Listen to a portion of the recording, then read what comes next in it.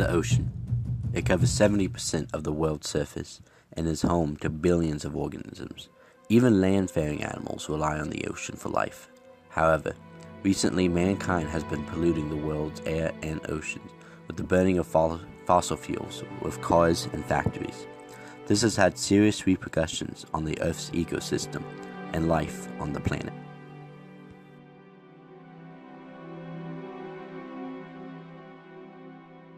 My name is Jacob Wilson. I'm here today with the Chesapeake Bay Governor School to tell you about a major problem in our world's oceans today called ocean acidification. And what that is the lowering of the pH of our global ocean's waters. Ocean acidification is primarily caused by increasing CO2 rates in both our ocean's waters and atmosphere. A few chemical reactions take place, starting with the CO2 dissolving into the water. When CO2 dissolves into the ocean, it forms a chemical reaction with H2O, the water.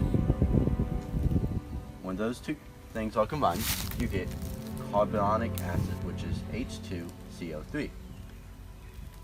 From there, it dissociates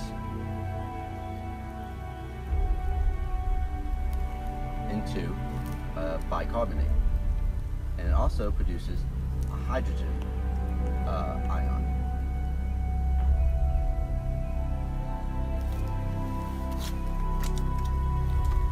From there, once again, it dissociates, producing another hydrogen ion and making a carbonate ion.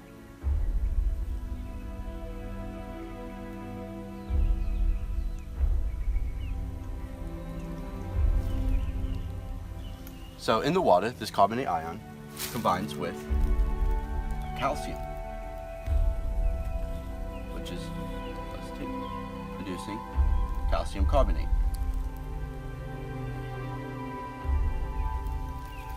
So not only does these reactions create hydrogen ions, which themselves increase the acidification of the ocean, it creates calcium carbonate, which uses up the calcium in the water.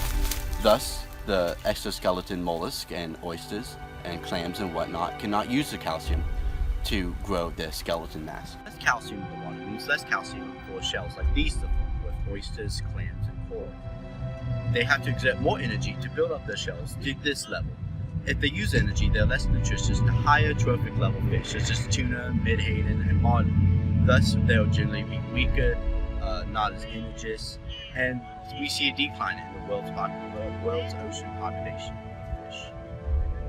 This chemical reaction happens all the time naturally. However, it's been happening increasingly so ever since the Industrial Revolution, when mankind started using fossil fuels as energy, burning them and releasing CO2 in the atmosphere and thus into the world's oceans.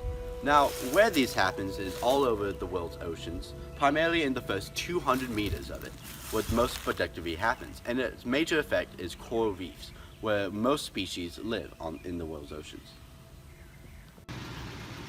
So here we have just the average Carolina male in his big pickle truck. Now he may not think he's hurting the world's oceans, but if we go to the back here, we can see the exhaust. That is producing CO2 by burning the fossil fuel that powers this vehicle.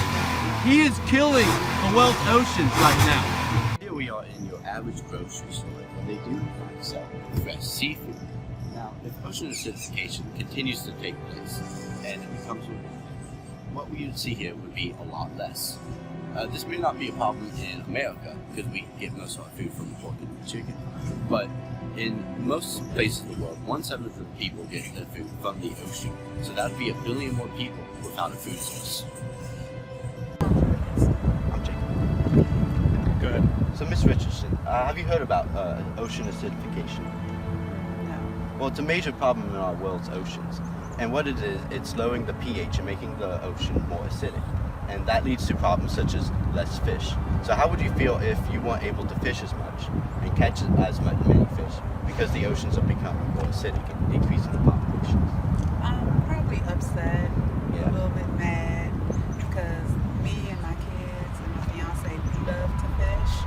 And so if there was a way we couldn't fish, it would be very ocean acidification, disappointing families everywhere. In conclusion, the world's oceans are the largest ecosystem that influences all life on Earth. Mankind is rapidly changing that ecosystem, negatively impacting not just ocean life, but our life.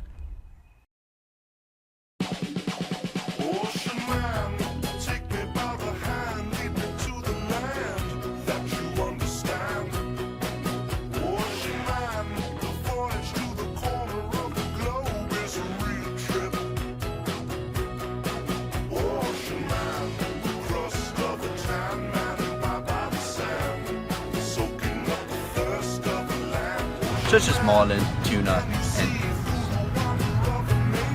now, ocean acidification happens all over the ocean. So first, CO2 is in the ocean water. Combined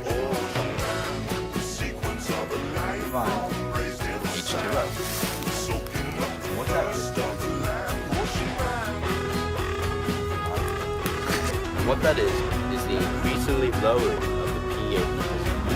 Hello, my name is Jacob Wilson. I'm here today from the Chesapeake Grammar School to tell you about